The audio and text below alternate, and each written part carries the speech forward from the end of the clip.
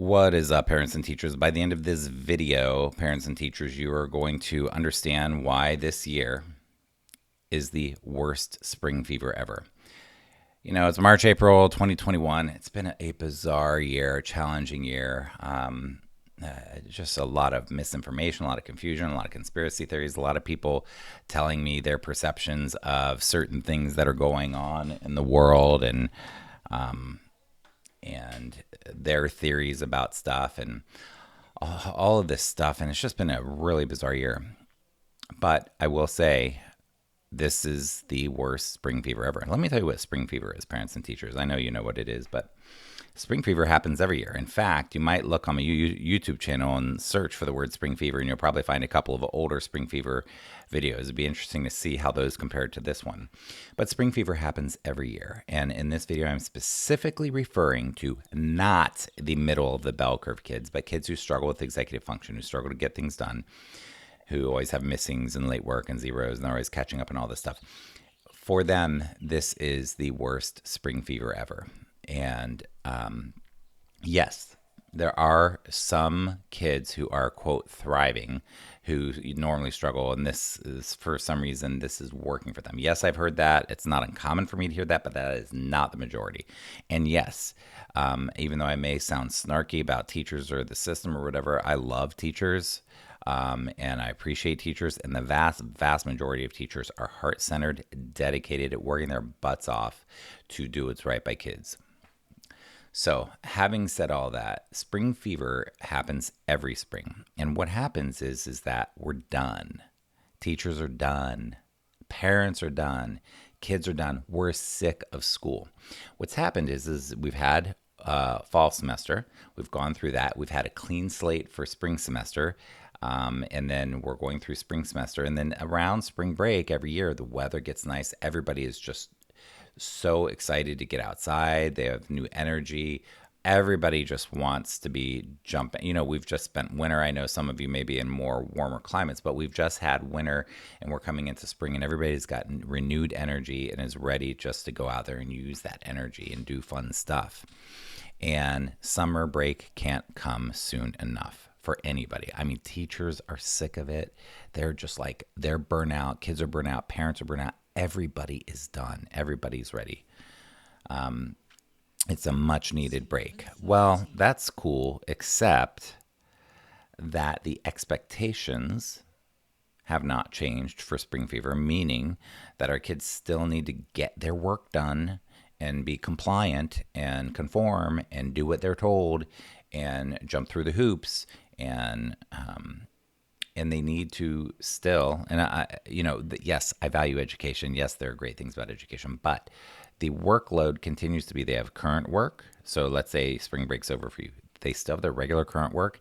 If they're one of my kids who struggle with executive function, they still have their late work, missing work, zeros, incompletes, and that stuff, the stuff that they're behind on, whatever that means, but the stuff that they're behind on need to catch up on. And then they also have what I call PEPR, P-E-P-R, which means they're at the end of a semester, you have final papers or essays, you have final exams, you have final projects and large reading assignments. So they did that in fall semester as well. You have PEPR at the end of each semester. But for about the last 3 weeks of a semester here in spring fever time, we still have PEPR, but the energy for doing their current work, their makeup work, and their finals stuff, the energy is depleted. People are burnout. They're done. So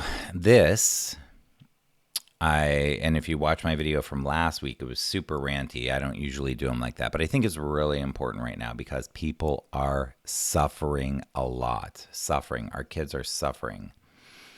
And this spring fever is unlike any I've ever seen. The burnout is unlike anything I've ever seen.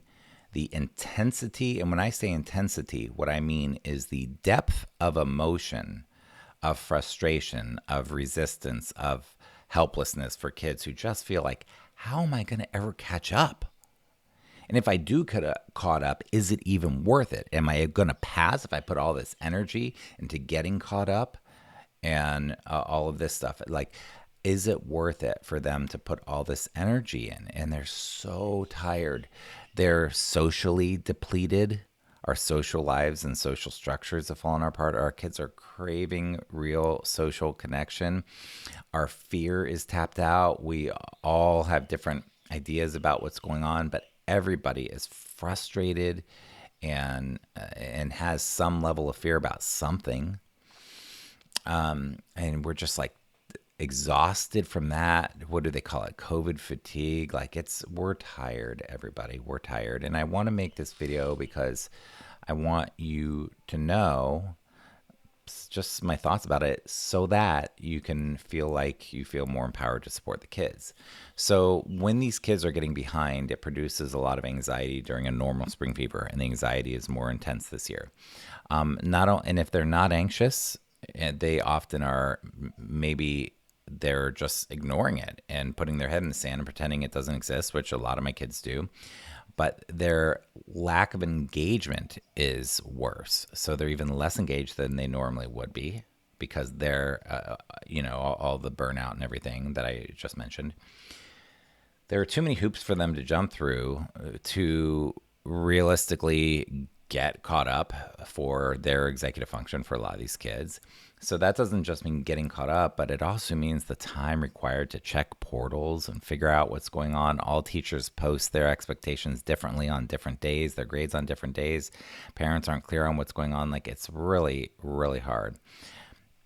So at this point, I want to mention a very important quote or saying, and I don't know who to attribute it to. I found different people, but essentially the gist of this quote is this: not everything that is measured matters, and not everything that matters is measured.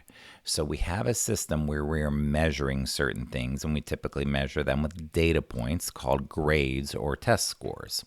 Those grades, we happen to have chosen the letters A, B, C, D, and F.